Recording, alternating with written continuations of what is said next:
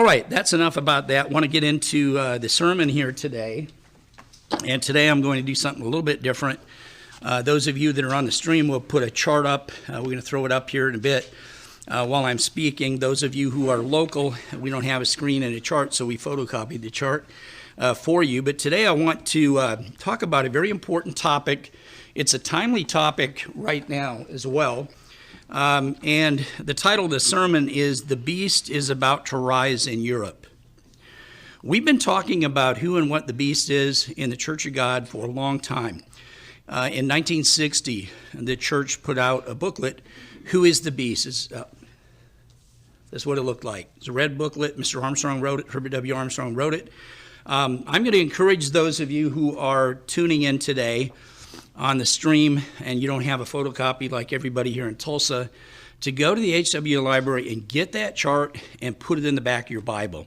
It's really good to help explain the verses that we're going through today, because we're going to talk about heads and horns, and we'll see that in some chapters they're talked about in a different way than in other chapters, and you get confused.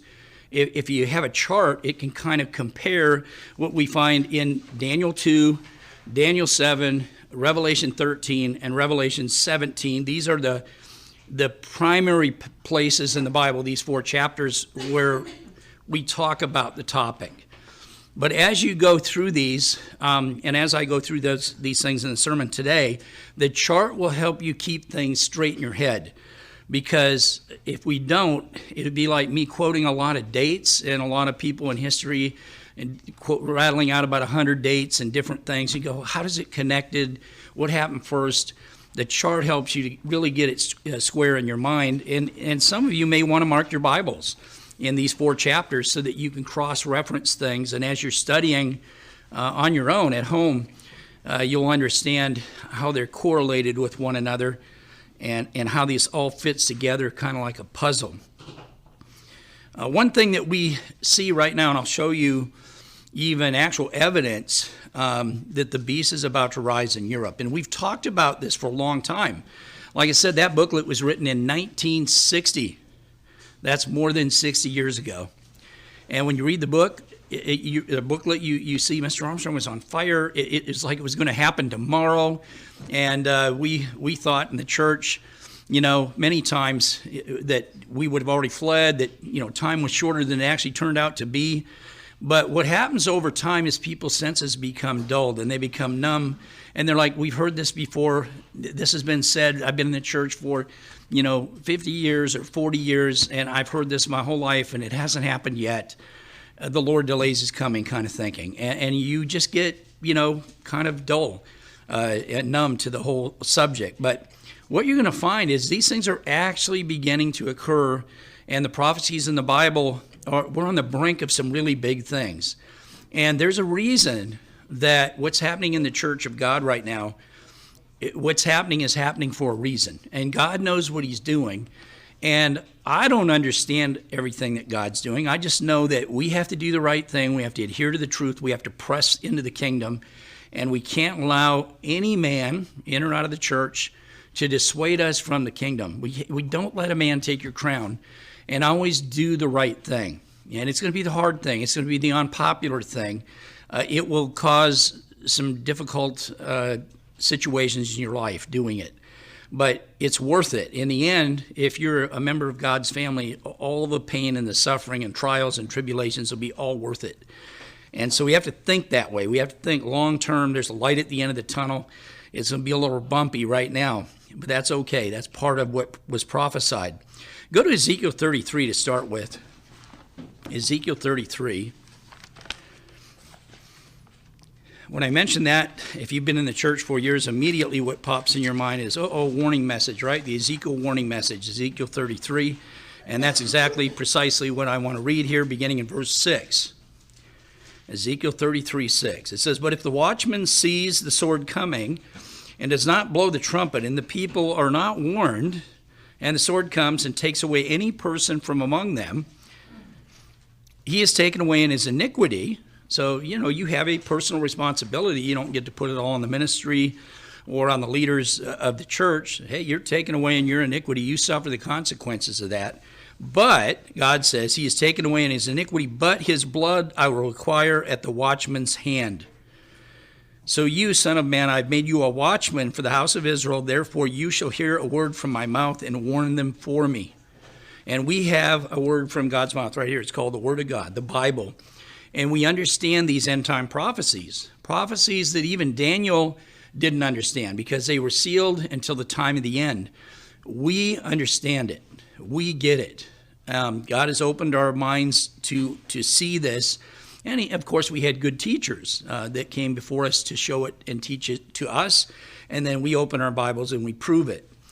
So we have a duty to warn the Israelite nations and really the rest of the world about what's coming. And so we're going to do the best we can. And God has to bless that work. He has to turn the switch on and make it catch fire. But it won't be for lack of trying. At least we'll say, look, we did what we could. We tried what we could. God, we knew you told us to do it, and we didn't, dodge that bullet and avoid doing it.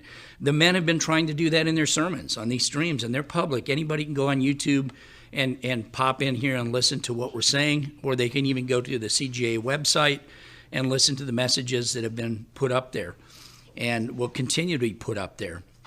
It's not, out of reach for anybody, and several people out of the church have tuned in. Many people in the church refer it to people they work with or that they go to school with. They're like, hey, you got to hear this sermon, and they give them a link, and they come in and watch it. And so we see that happening quite a bit. So all of you are actually helping in getting this message done and out there as well. The warning and the good news, we've got to do both those things. Now, I want to today, focus on the beast. We'll talk about the image of the beast. We'll talk about the beast. We're not going to spend much time on the mark of the beast. Mr. Fritz gave a whole sermon on that. But we want to look primarily at Daniel 2, Daniel 7, Revelation 13, and Revelation 17. And I want to begin in Revelation 13. So let's go there. And you might mark your Bible or put a bookmark in. We'll come back to these. We'll go back and forth here, but let's start in Revelation 13 and verse 1. And what I'm going to cover today is not new. This is something we've been teaching, like I said, for a long time and had a booklet regarding since 1960.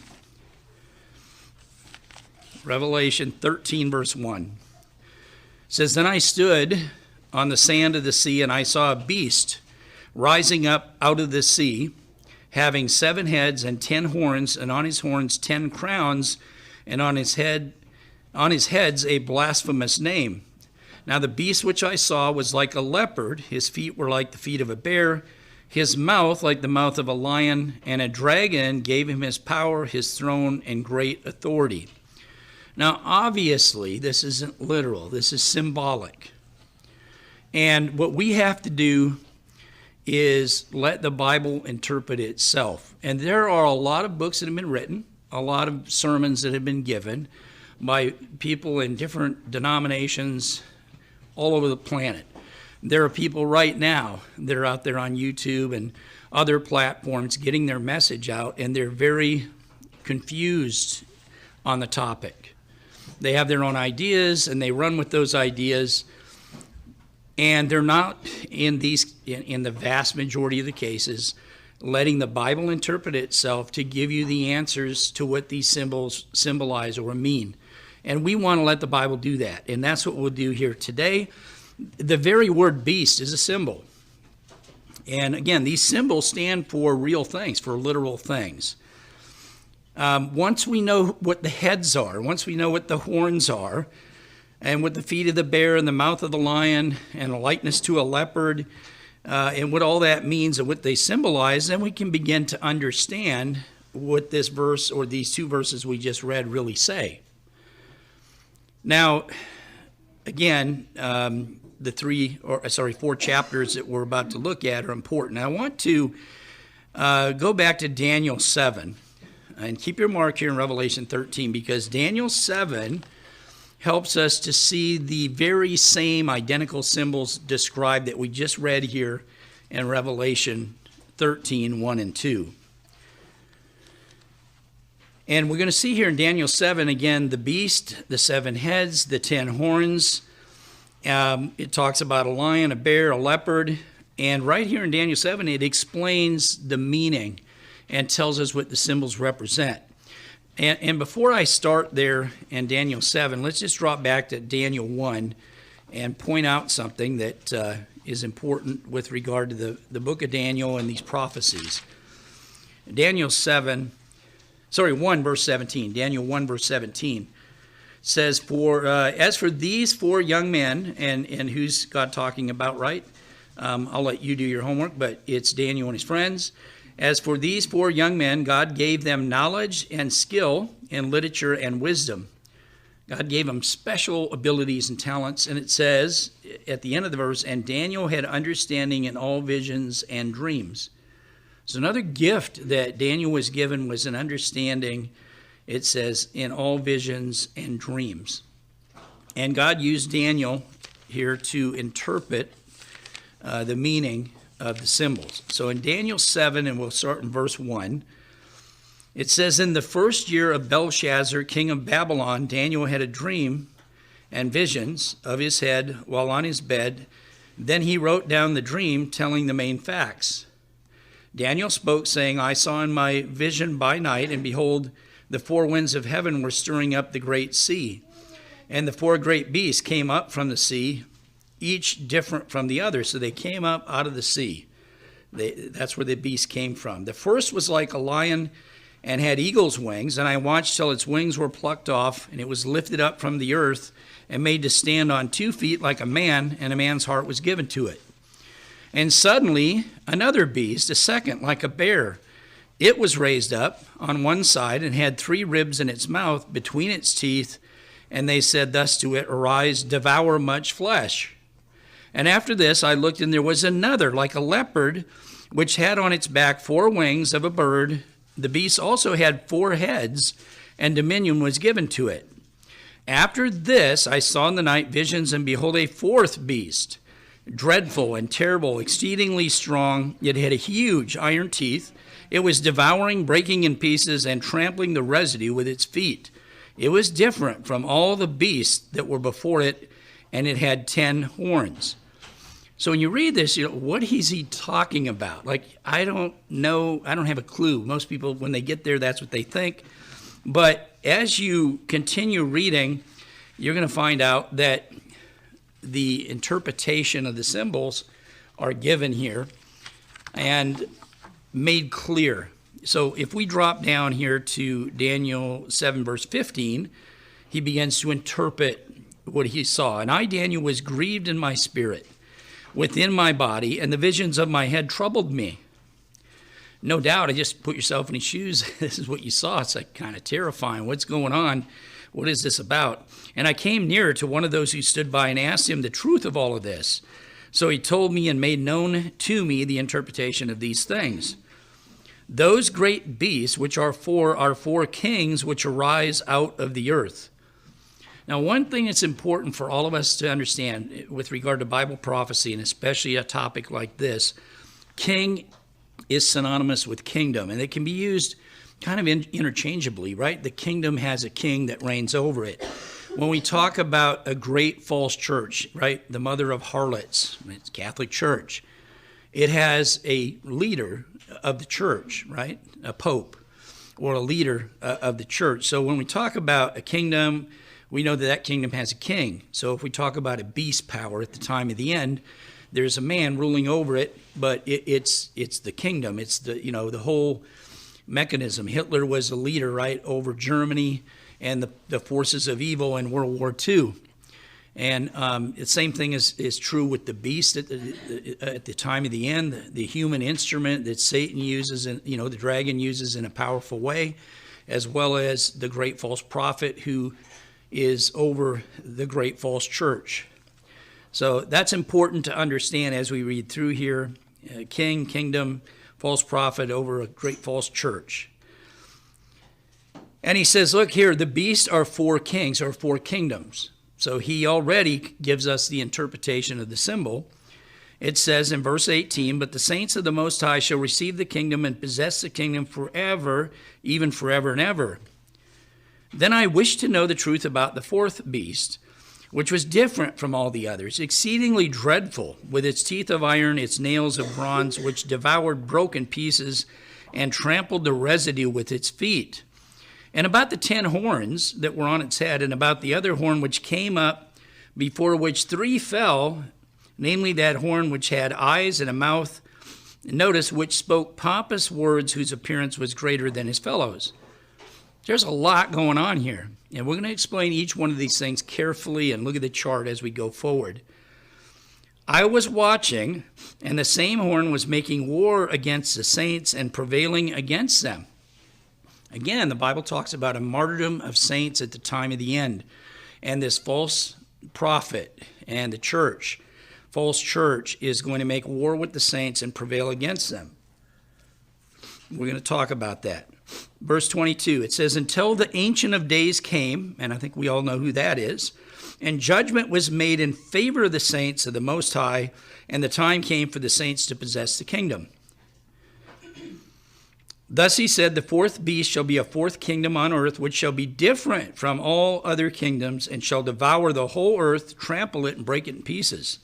The 10 horns are 10 kings, so now we know what the horns are, right? 10 kings who will rise from this kingdom, and another shall rise after them, and he shall be different from the first ones, and shall subdue 3 kings. So what do the horns represent? The 10 horns represent 10 successive kingdoms or governments that come out of the fourth kingdom, which is to rule the earth. And we're going to look at the chart here now.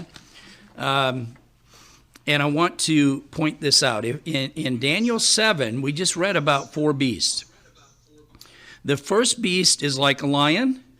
You looked at the chart at the top. It says a chart showing prophecies of the reign of Gentile kingdoms. What's talked about in Daniel 2 with regard to the image here? Daniel 7 with regard to the 4 beasts.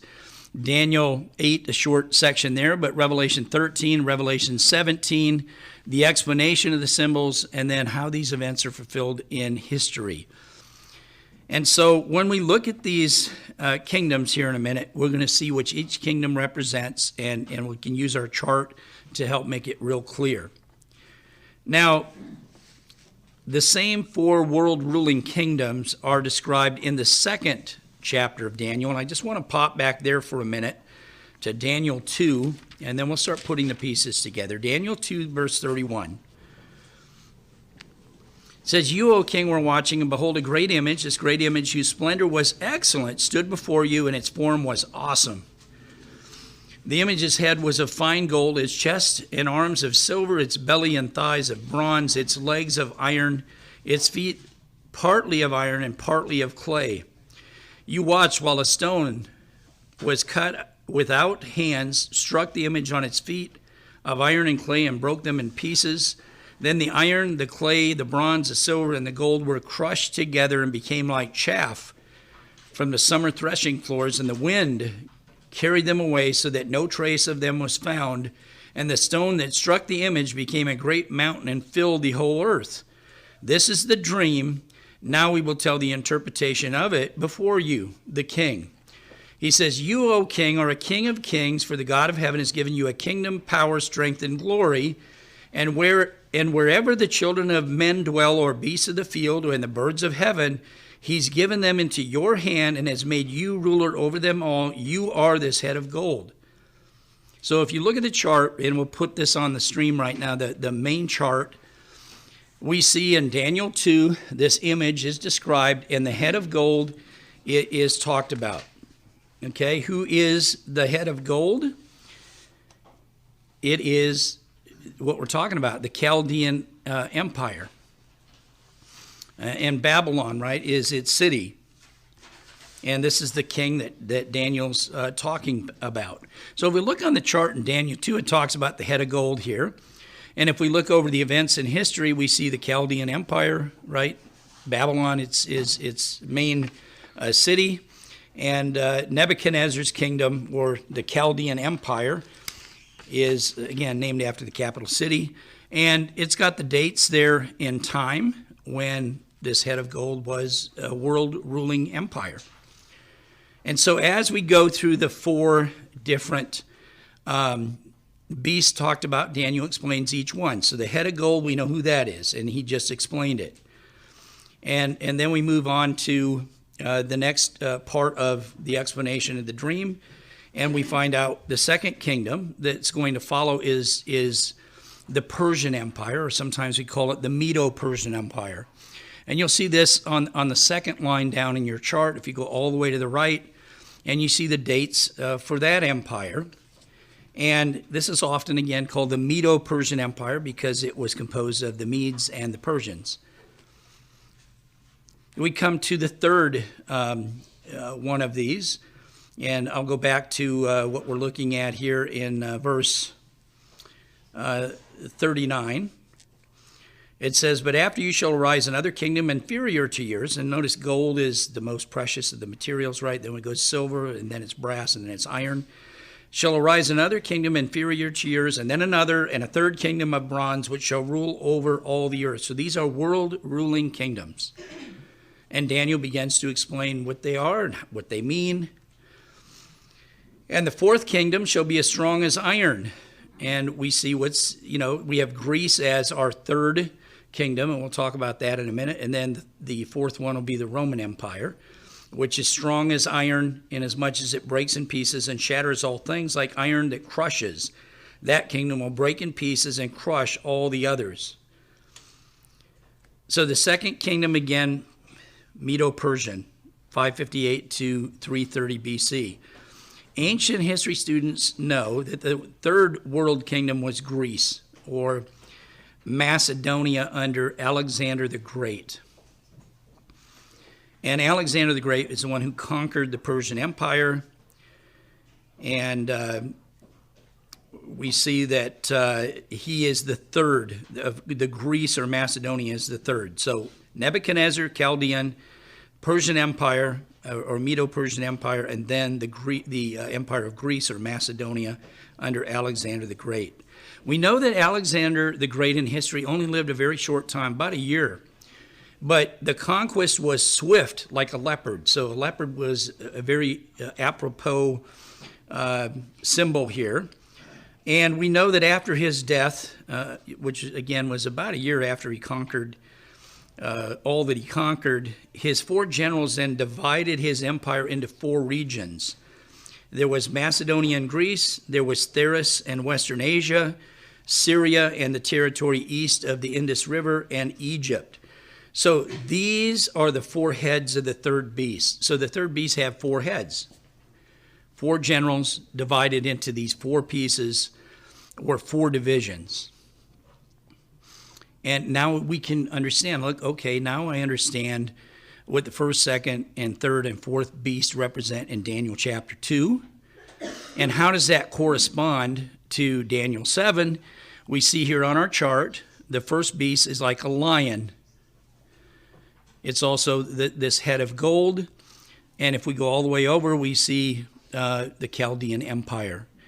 The same thing in Daniel 7 when we talk about the bear. Again, silver is part of the image that we see in Daniel 2.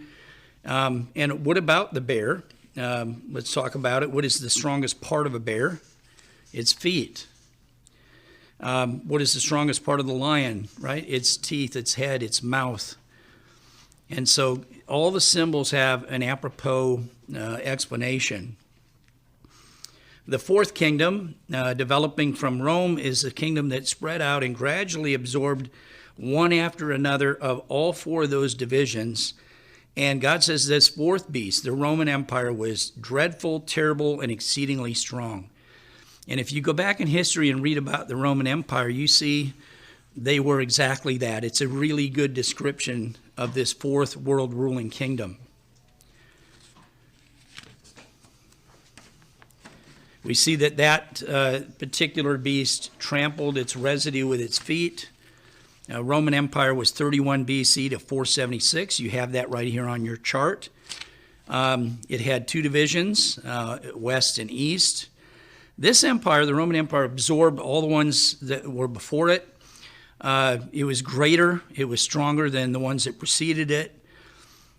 It had components of all of those empires. It had the head, the strongest part of the lion. It had the massiveness of a powerful army that symbolized by the powerful legs of the bear, like the Persian Empire had. It was the greatest war-making machine the world had ever seen, was the Roman Empire. And it also possessed that swiftness and the cunning and cruelty of Alexander's army that was symbolized by the leopard. So the fourth beast is unlike any of the wild beasts of the earth. It's stronger, it's greater, it's more terrible, and it really has the characteristics of the ones that preceded it. And as you read through these 4 chapters, you see that to be the case. So in John, his vision in Revelation 13, we see that he sees not 4 beasts, but one. Not a leopard, but like a leopard. It, again, possessing those characteristics. It also possessed the characteristics of the bear and the mouth of the lion. And so it absorbed those empires that preceded it. It included all 7 heads. And I want to point that out as well, because when we look at this, again, it can be confusing unless you go back to the chart. When you get to Daniel 7 here, you've got the first beast is like a lion, head of gold. Second beast is like a bear, silver, right? Third beast like a leopard, brass. And the fourth, iron, with 10 horns. This beast has 10 horns, and we're going to talk about those 10 horns in a bit. If we drop over to Revelation 13 here, we can see the beast with 7 heads and 10 horns talked about in Revelation 13, 1 and 2. And it corresponds with what we've just read in Daniel 2 and Daniel 7, the same line there. We also see the 7th head of prophetic Babylon. Remember, the first of the beasts had 1 head. The second one had a head. That's 2 heads. The third one, though, had 4 heads. The third, the fourth, the fifth, and the 6th heads of prophetic Babylon. And then the Roman Empire comes. It's the 7th head of prophetic Babylon with 10 horns. You have to put all 4 chapters together to really get the meaning. And again, the Bible does the interpreting for you as you go forward. But it can be confusing with heads and horns because sometimes the symbolism shifts a little bit. And that's why we have the chart here today. Again, in Revelation 13, those first 2 verses, he sees 1 beast coming up out of the sea. And that 4th beast that we're talking about, the Roman Empire, is what he's looking at. Daniel's 4th beast had 10 horns, and John's beast also has 10 horns in Revelation 13. So if we let the Bible interpret itself, the symbols used to describe this beast, we come to the inevitable conclusion that the beast of Revelation 13 is the Roman Empire being described. Now, Nebuchadnezzar's image is also talked about having 2 legs, and it describes the 2 divisions of the Roman Empire after AD 330. The West had a capital at Rome, the East had a capital at Constantinople. So if you look at this great image, this head of gold, and then we see the breasts and arms of silver, we see the belly and thighs of brass, and then we have 2 legs, 2 divisions, East and West. And we see all the way over in our chart here, 2 divisions, west and east of the Roman Empire, 31 BC to 476. This empire lasted quite a time. And we look, in the days of Christ, the Romans dominated, right? The Jews were subservient to the Romans when we read through the accounts, the gospel accounts in the book of Acts. And they truly were an amazing, powerful empire for quite a long time. Let's go back to Revelation 13.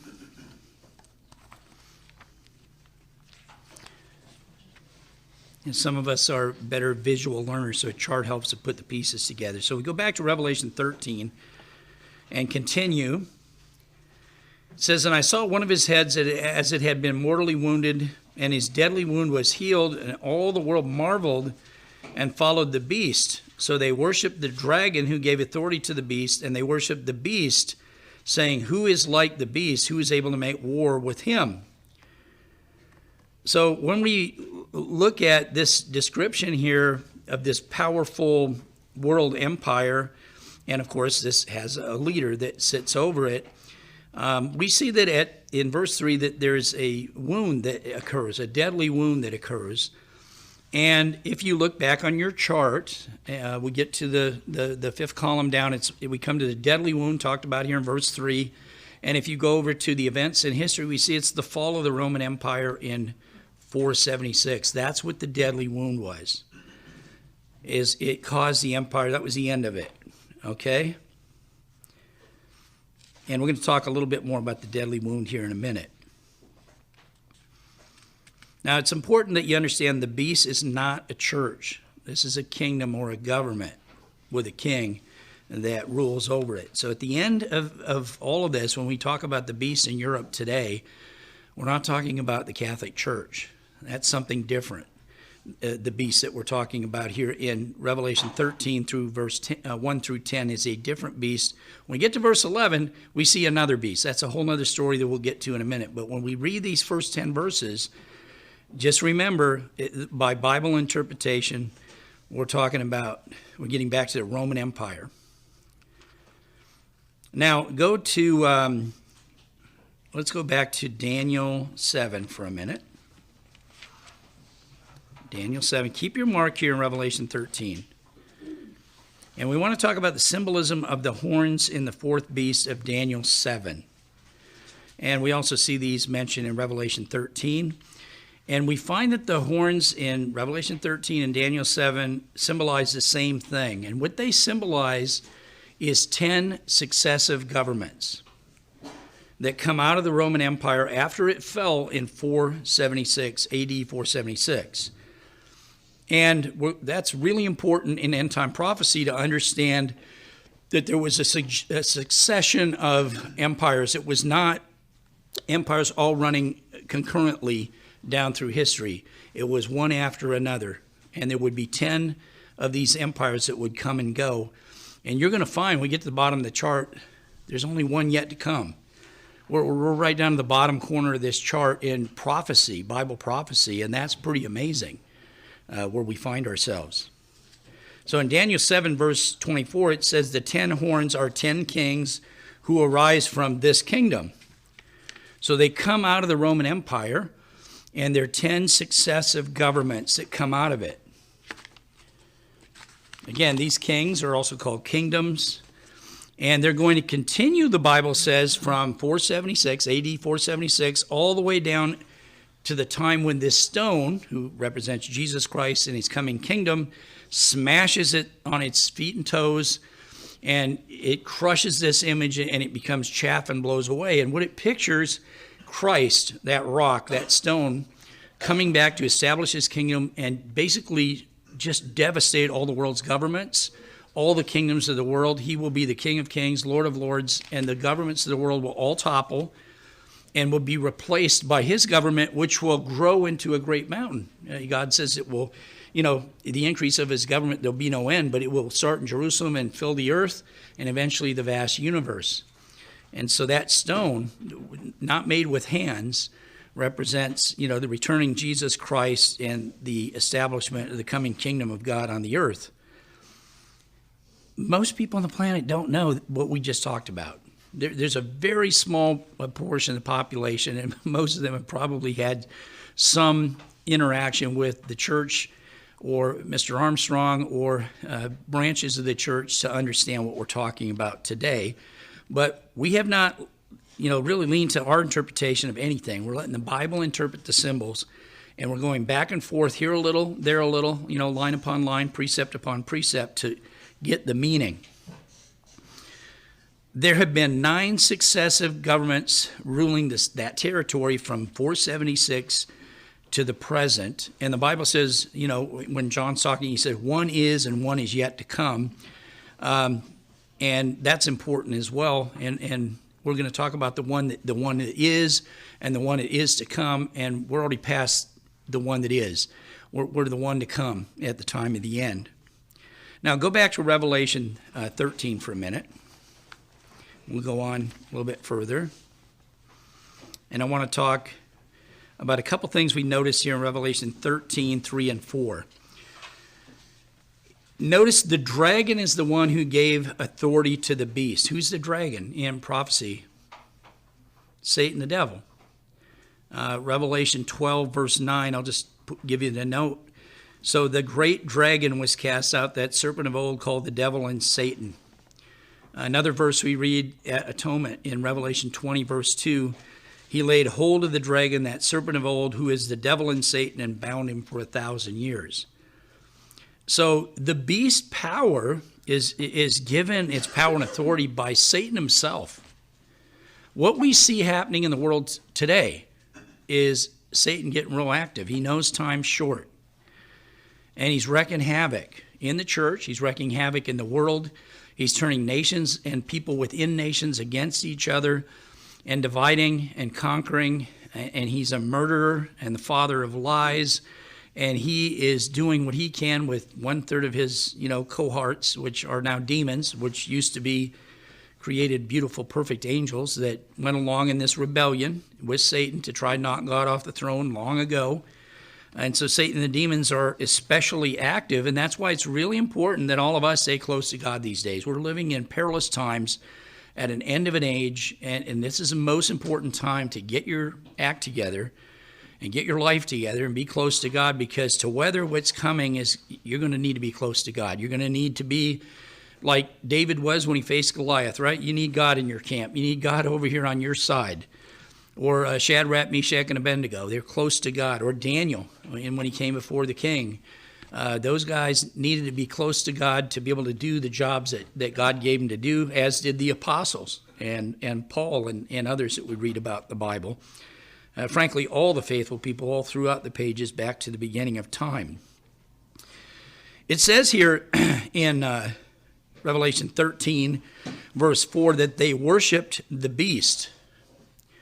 Most people and commentaries in the world today confuse this. They conclude from that statement alone that the beast must be the papacy that's being talked about in these initial verses of Revelation 13. They couldn't be more wrong. These people have misunderstood, and history shows abundantly that people worship the Roman Empire and its emperors. And there's abundant evidence to show that. Again, the Roman Empire was the greatest war-making machine the world had ever known. The Catholic Church never had an army. History's full of accounts, again, of the worship of Roman empires, and they are the head of pagan religion. The state religion was paganism in those cases, and so when it says they worship the beast, this isn't worshiping the Pope or the Catholic Church. This is worshiping this beast and, leader of the beast and the beast power that's being talked about there in verse 4. Verse 5, Revelation 13, and he was given a mouth speaking great things and blasphemies, and he was given authority to continue 42 months. So the beast here is symbolized as the one which included the characteristics of the kingdoms preceding it, and the Bible interpretation here of the Roman Empire, we see from 32 BC to 476. We see this on our chart. The beast is described there in Revelation 13, having 7 heads, but the only head existing at the time of John, when he saw this, was that of the 4th beast of Daniel, when he saw this vision. The 7th head is talked about. It contains the 7th head, this beast. It also had 10 horns, and one of its heads was wounded to death, the Bible says, and that was the 7th head of the Roman Empire, out of which 10 horns grew. So let's go back to our chart. And we see the deadly wound, the fall of the Roman Empire, and now we're going to look in Daniel 7. It talks about these 3 horns that were plucked up by the roots. And we read about that in Daniel 7. The first, second, and third horn, and they're mentioned here in Revelation 13 as the first, second, and third horn. Who are these? These horns, by the way, all 3 were destroyed, these kingdoms, at the behest of the Pope. And the age that this talks about in history, in many places, is called the transition age. These first 3 horns that are plucked up by the roots. And the 3 kingdoms which came out of the Roman Empire began with the Vandals. Now, the Roman Empire in northern Africa was overrun by the Vandals, who sacked Rome in 455 And the Vandals ruled from 429 to 533. Then, in 476, Odoacer set up his government at Rome, and it was called the Harlot. This did not heal the wound. This was a government in Rome. It was not a Roman government, but it was really a government of foreign barbarians, and the Harlot ruled from 476 to 493. Then there was the kingdom of the Ostrogoths, and we see the dates there, 493 to 554.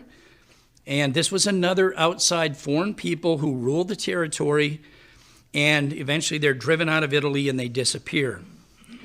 So all three of those are plucked up by the roots and destroyed at the behest of the Pope.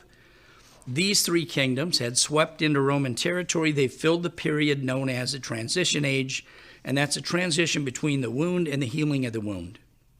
Then Daniel, the next thing he sees is a little horn coming up among the 10, before whom the first three are plucked up by the roots, and that leaves us 7 more horns to come.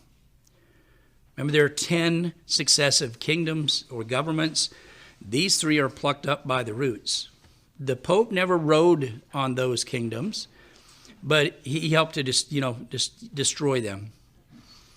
Now we're going to find the last 7 kingdoms of the 10 kingdoms that were going to be successive, and the Pope or the woman's going to ride the beast. He's going to have a direct role. And we see the fourth horn here is talked about. If you look on the last column, it says the imperial restoration of the empire by Justinian in AD 554. And at that point, he recognized the supremacy of the Pope in the West. And Daniel chapter 7 and verse 8 talks about the little horn. It says, I was considering the horns, and there was another horn, a little one, coming up among them, before whom the 3 of the first horns were plucked up by the roots, and there in this horn were eyes like the eyes of men, and a mouth speaking pompous words. And we see again that the papacy dominated the horns to follow. What about the deadly wound?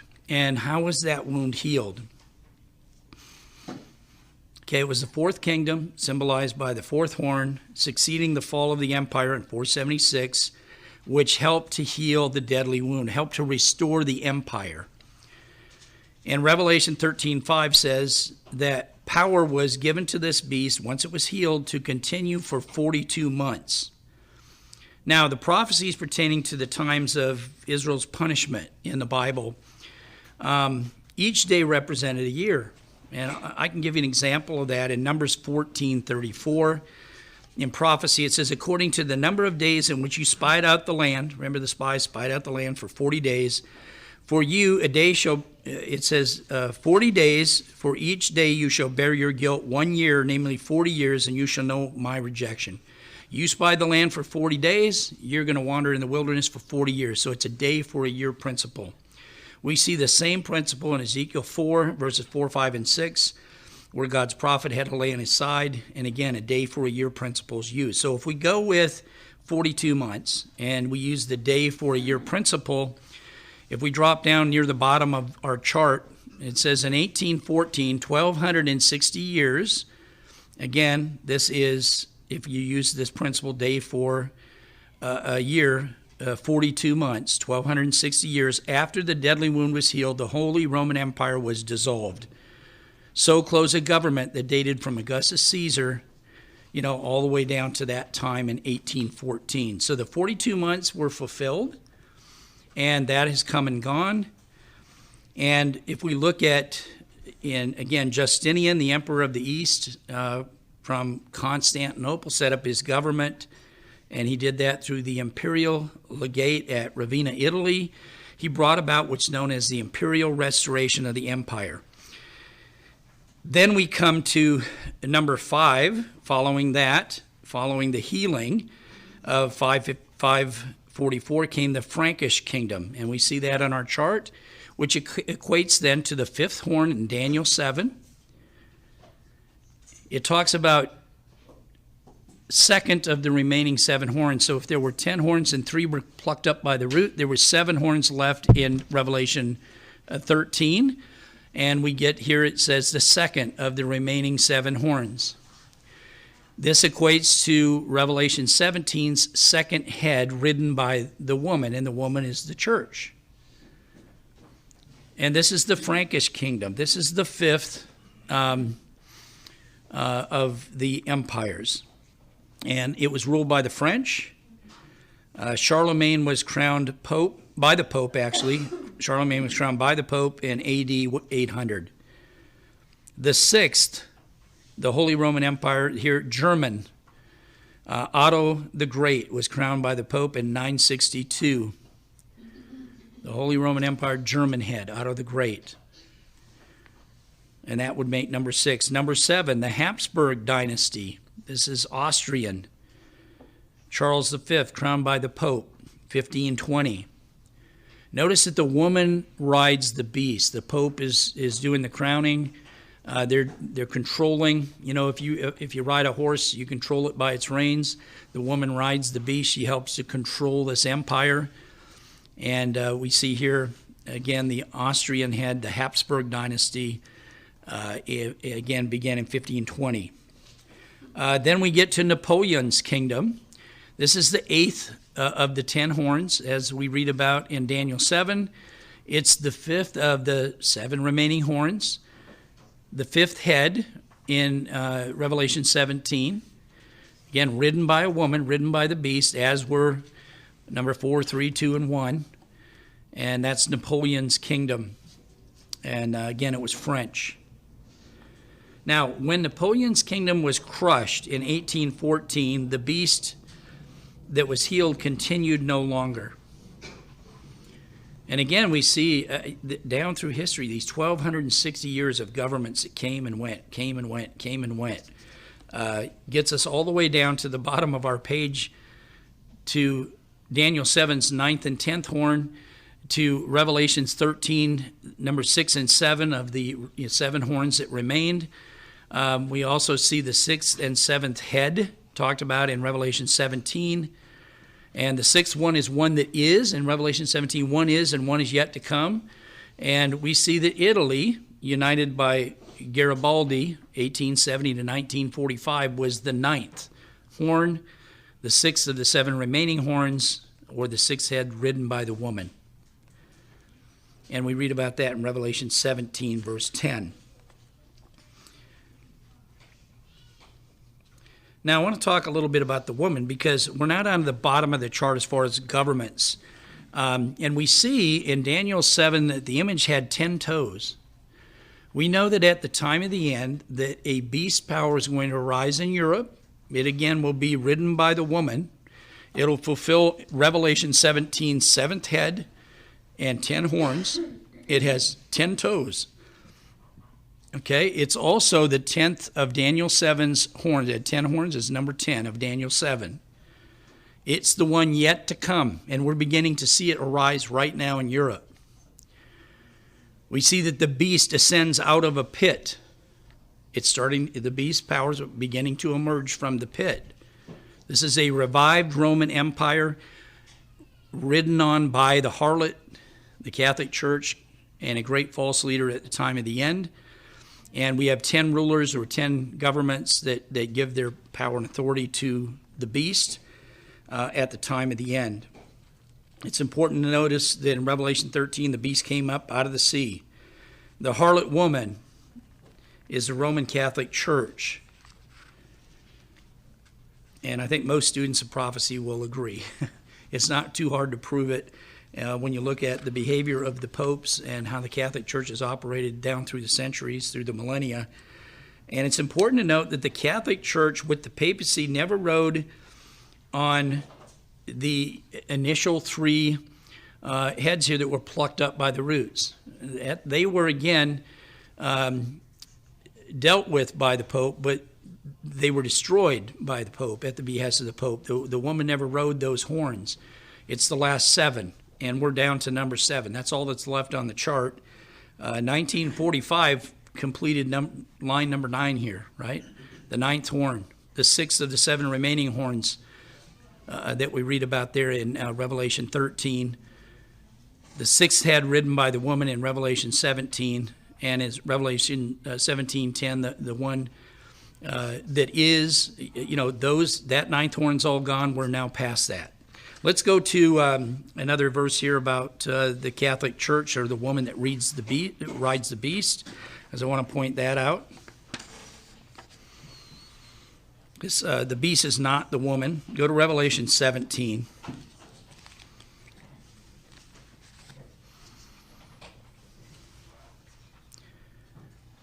Revelation 17.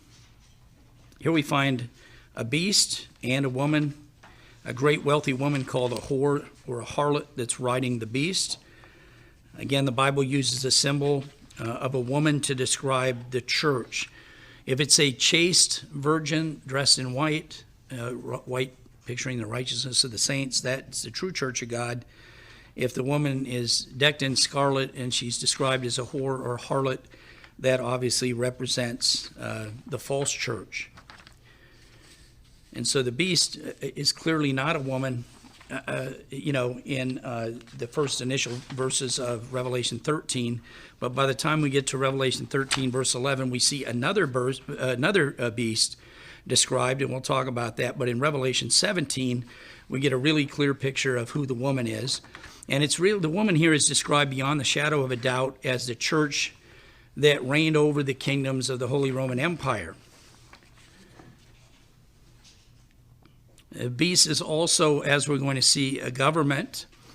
The woman is a church. And in Revelation 13, verses 1 to 10, we see again, this is not the woman in those initial verses. Satan has had, and always has, and always will have, a great false church. And he'll have his own ministers. And those ministers, God says, will appear to be, righteous ministers. Let's go to 2 Corinthians 11, and I'll come back here. 2 Corinthians 11, verse 13. And Paul writes this. He says, "For such are false prophets, deceitful workers, transforming themselves into the apostles of Christ. And no wonder, for Satan himself transforms himself into an angel of light. Therefore, it's no great thing if his ministers also transform themselves into ministers of righteousness, whose end will be according to their works." Satan is a master at deception.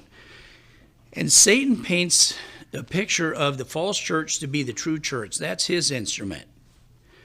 And this end-time false prophet and this end-time false church is going to deceive many people. They're going to think it's the true church. They're going to think that's God's anointed, whoever that ruler is, that great false prophet. And Revelation 13:11 begins to talk about, "I saw another beast coming up out of the earth. He had two horns like a lamb, and he spoke like a dragon." A lamb in Scripture pictures Christ, right? So he had two horns like a lamb, but he spoke like a dragon, like Satan. So it's a false church. He represents or appears to be Christian, a follower of Christ, but he's actually not, right? He's a dragon. He speaks like a dragon. It uses the word another beast. Up until now, every time we use the word beast, right, we say that's a kingdom, it's a government. And you go, well, okay, now we're talking about the false prophet and the false church, and it says another beast. How could it use the word beast? Because beast means kingdom or government. And the way that that's possible is you're going to find out as you look at history and you study the Roman Catholic Church, they are also a government. They occupy their own territory. They have land, the Catholic Church does. They have a government structure as well as a church. It's organized into both. It has a church government and it has a civil government that occupies an amount of territory, which it alone rules over as an independent sovereign state. Therefore, the word beast in verse 11 also is fitting with regard to the church when it's talking about another beast. So in addition to reigning over the church, they've reigned over the civil government called the Holy Roman Empire for 6 successive, governments. And there's one more to rise, and the woman will ride that as well at the time of the end. So that's helps to explain what it means there in verse 11. I saw another beast coming up out of the earth that had two horns like a lamb but smoked like a dragon. It's the false church. Matthew 24:34 says, out of the abundance of the mouth the heart speaks. And so that's what you get here. The true colors come out. This is not the true church. And the interesting thing is that we see that Satan is behind this, and he gives his power and authority to the beast and to this church.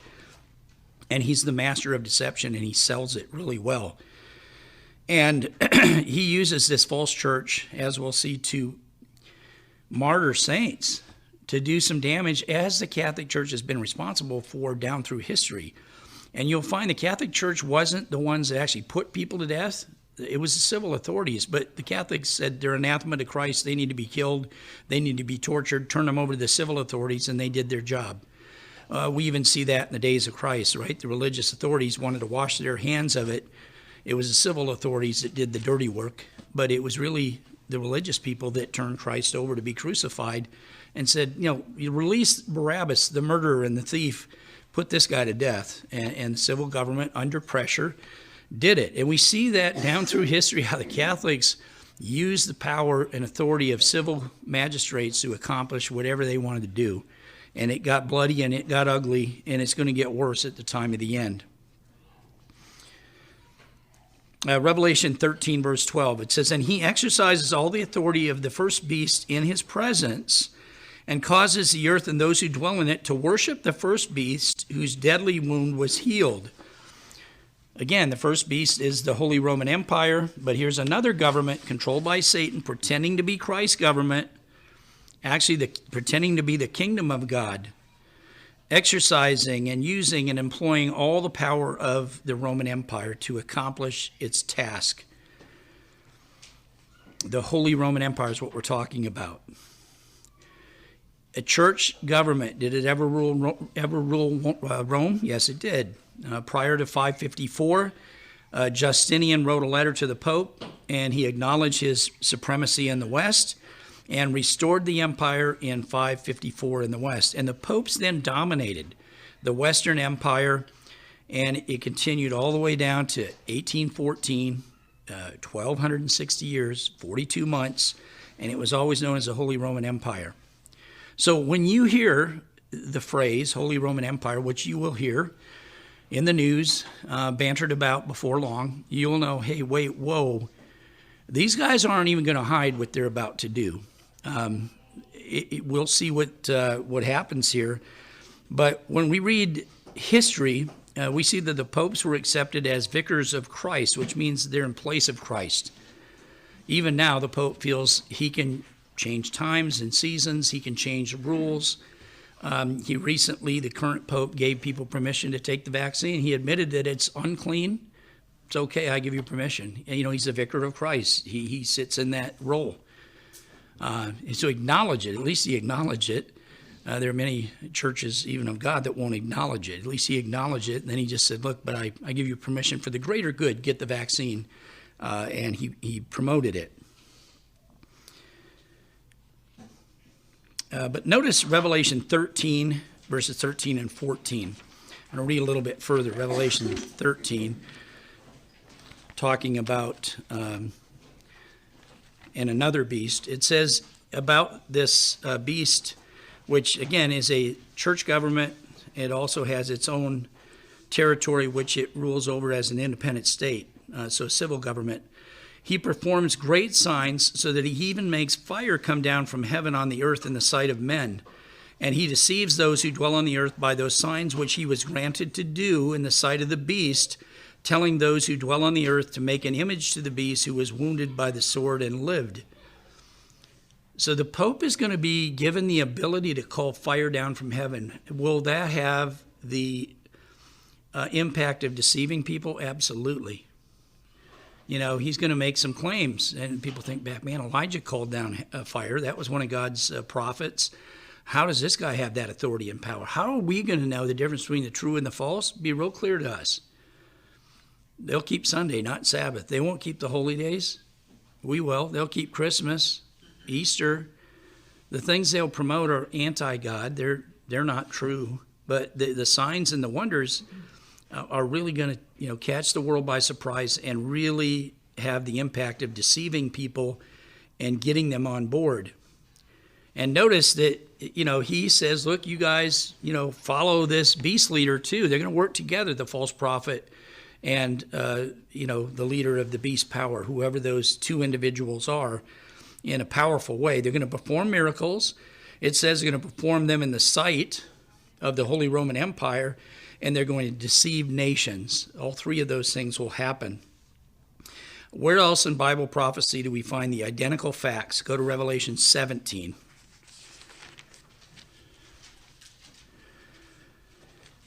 Revelation 17, verse 1. Then one of the seven angels who had the seven bowls came and talked with me, saying, Come, I will show you the judgment of the great harlot who sits on many waters, with whom the kings of the earth committed fornication, and the inhabitants of the earth were made drunk with the wine of her fornication.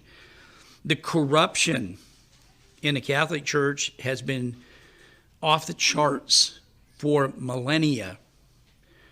All you have to do is a little study and see these guys were anything but vicars of Christ.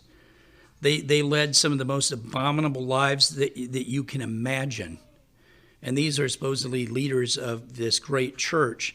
And they also are political. And the inhabitants of the earth are made drunk with the wine of her fornication. It's an amazing description of this great false church in Revelation 17. So he carried me away in the spirit into the wilderness, and I saw a woman sitting on a scarlet beast that was full of names of blasphemy, having 7 heads and 10 horns. And the woman was arrayed in purple and scarlet, adorned with gold and precious stones and pearls, having in her hand a golden cup full of the abominations and filthiness of her fornication. And on her forehead a name was written, Mystery, Babylon the Great, the mother of harlots and of the abominations of the earth. And I saw the woman drunk with the blood of the saints and with the blood of the martyrs of Jesus. And I saw her, and I marveled with great amazement. How many people have been put to death at the command or, behest of the Catholic Church down through the centuries? It's an amazing number of people. These holy wars were brutal and ugly. We know at the time of the end, there are 7 seals, 7 trumpets, and 7 last plagues. What's the 5th seal? A martyrdom of the saints. Who are those that are going to be martyred? If we go back to Revelation 12, let's go there for a minute.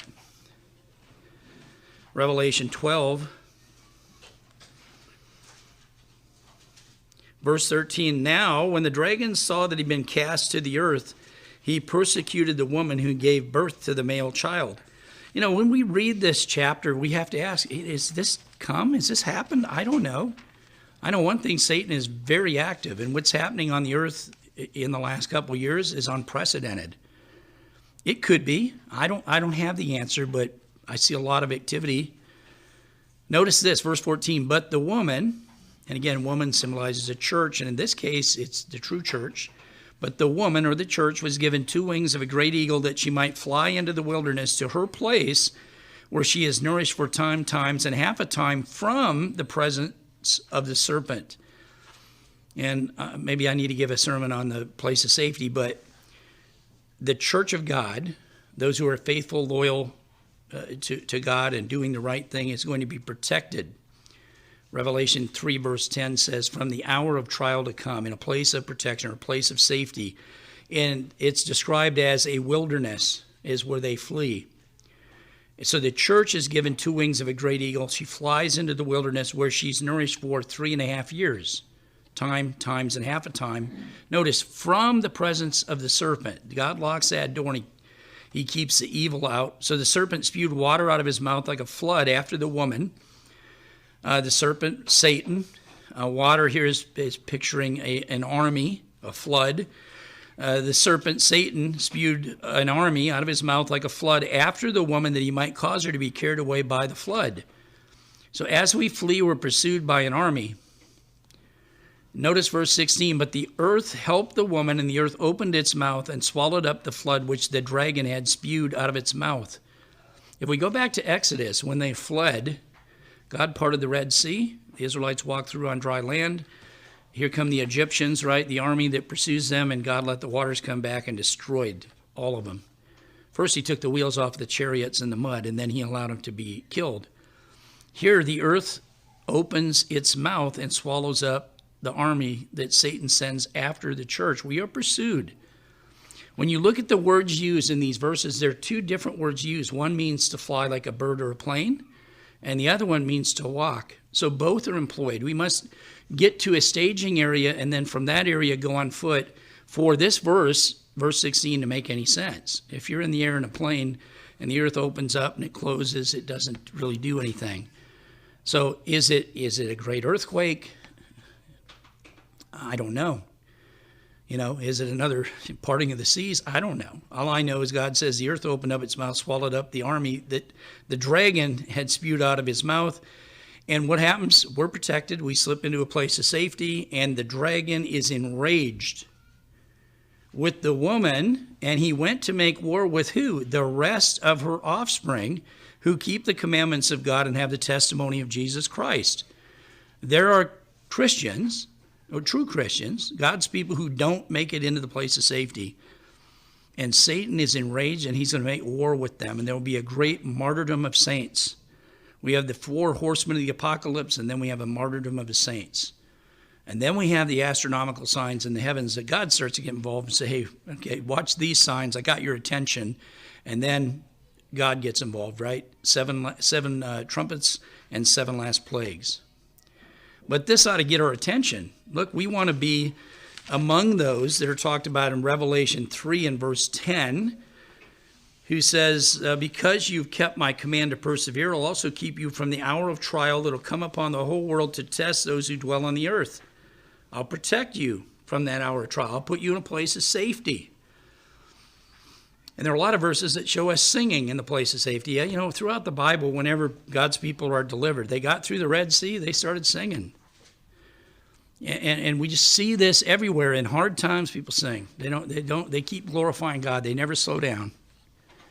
And we see God intervening mightily. And it's for people that get it. It's for people who are already passing the test all along and showing God, look, I'm going to do the right thing. I know it's going to cost me, maybe my family, might cost me a job because I won't get vaccinated, or it might cost me, a position in a school or a university as a student because of Sabbath, or whatever it is. It prevents you from going further in sports because you got to do a Friday or a Saturday kind of thing in whatever the sport is. And you go, look, I'm putting God first. And God goes, hey, now you get it.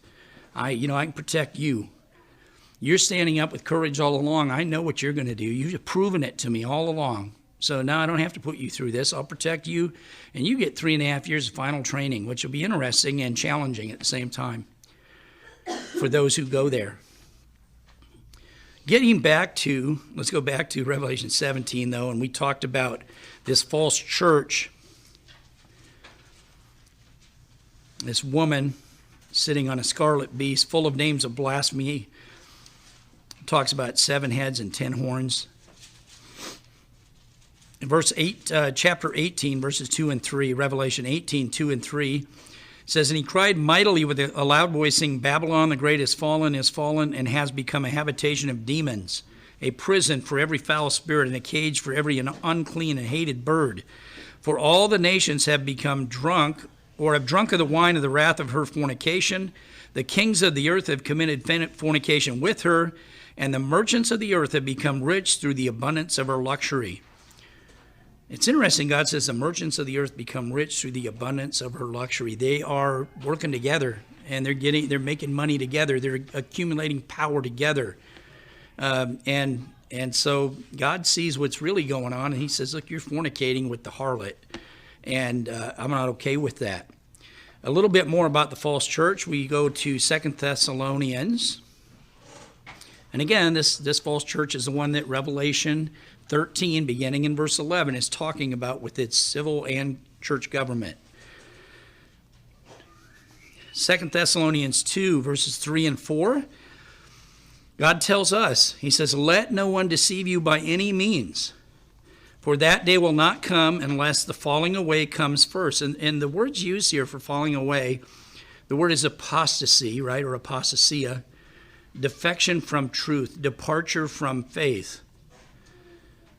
regardless of what people have told you or teach you, that's what it means. You can't depart from faith, or you can't apostatize if you didn't have the truth to start with. So this is talking about people who had the truth and they defect from it. That has to happen before Christ comes back. You know, we had 155,000 people in the Church of God at one time in big congregations. We had a plain truth in 1 in 48 households in the U.S., and we had a plain truth in 1 in 27 households in Canada. And at one point, we looked at the population of the earth, and the plain truth was in the hands of every 83rd person. I think it was something like that. Less than 600 people, and one of them had a plain truth. And we had a worldwide work with over 1,200 ministers. What happened? How come so many fell away? And it ain't over yet. The sifting and sorting is still going on. It'll continue right up until the very end. But God says that has to happen, and then also the man of sin has to be revealed, the son of perdition, who opposes and exalts himself above all that is called God or that is worshipped, so that he sits as God in the temple of God, notice, showing himself that he is God. That's how proud and vain this guy will be. But he'll be able to call down fire from heaven. He's going to be able to do signs and wonders and deceive a tremendous amount of people with what he does. And it says here in verse 8, continuing, 2 Thessalonians 2:8, and the lawless one will be revealed, whom the Lord will consume with the breath of his mouth and destroy with the brightness of his coming. The coming of the lawless one is according to the working of Satan, with all power, signs, and lying wonders, and with all unrighteous deception among those who perish, because they did not receive the love of the truth that they might be saved. This deceiving religious ruler is going to be active right up until the second coming of Jesus Christ. We are right now about to see the 10th horn of Daniel 7, the 7th and last horn of Revelation 13. We're seeing the beast ascend out of the bottomless pit. The 7th head and 10 horns of Revelation 17, the one yet to come, a revived Roman Empire, right? 10 rulers under one, united Europe. I want to read you something that just happened here. This was in November. And I want to just point this out. The Prince of Wales, Prince Charles, was speaking in front of world leaders at the opening ceremony of the UN Climate Change Summit. And it was in Glasgow. This happened just this past November. And he opened his speech with this. He says, Your Excellencies, ladies and gentlemen, the COVID-19 pandemic has shown us just how devastating a global cross-border threat can be. Climate change and biodiversity loss are no different. In fact, they pose an even greater existential threat, to the extent that we have to put ourselves on what might be called a warlike footing. Now, he said warlike footing. And then he continues, my plea today is for countries to come together to create the environment that enables every sector of industry to take the action required. We know this will take trillions, not billions of dollars. We also know that countries, many of whom are burdened by growing levels of debt, simply cannot afford to go green. Here we need a vast military-style campaign to marshal the strength of the global private sector with trillions at his disposal, far beyond the global GDP, with the greatest respect beyond even the governments of the world's leaders. It offers the only real prospect of achieving fundamental economic transition. A beast rising in Europe like this is, how does it fit better into prophecy? Then he went on to give the plan of attack, detailing how the mission is going to be accomplished, the private sector, who pays the bills. I mean, he has a plan. And he concluded this speech by discussing how this project is going to drastically change industry and production, buying and selling, and finishes his thought with a final plea for his audience to help end climate change together. And these words that he spoke at the climate summit there really echo some of his earlier statements in September, in which he called for a Marshall-like plan for nature, people, and the planet. They're calling for military action. We need to unite. We got to get behind him, he says. And this has to be a military-style campaign. It's the only way we're going to do it. He doesn't know that England is an Israelite nation, and they'll be devoured by the beast. So, I mean, people get sucked into things, and then the beast turns on them and devours them. But what he said is shocking in the light of what we're talking about, end-time prophecy and this final resurrection of the Holy Roman Empire. We know that the toes, right, are mixed of iron and clay. Germany's the strength, man. There's going to be some of the iron in that iron and clay mix. But what we see in prophecy is these nations give their authority and power to the beast for a short time. It uses the phrase 1 hour.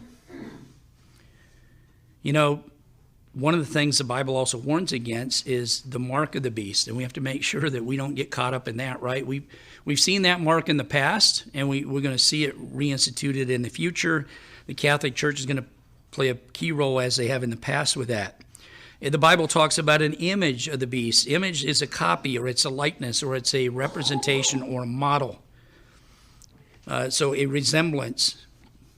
You know, here's a great false church saying, let us make a model or a counterpart of the Roman civil government here. And again, the beast is a pagan government, and the church has its own civil government as well.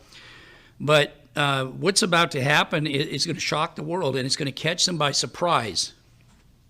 We've had leaders, even Mr. Trump, Donald Trump, the president, saying, look, we're not going to police Europe anymore. You guys, unless you pay for it, you guys need to police yourselves with the right intentions of, look, let's save America some money, and why are we paying all these bills?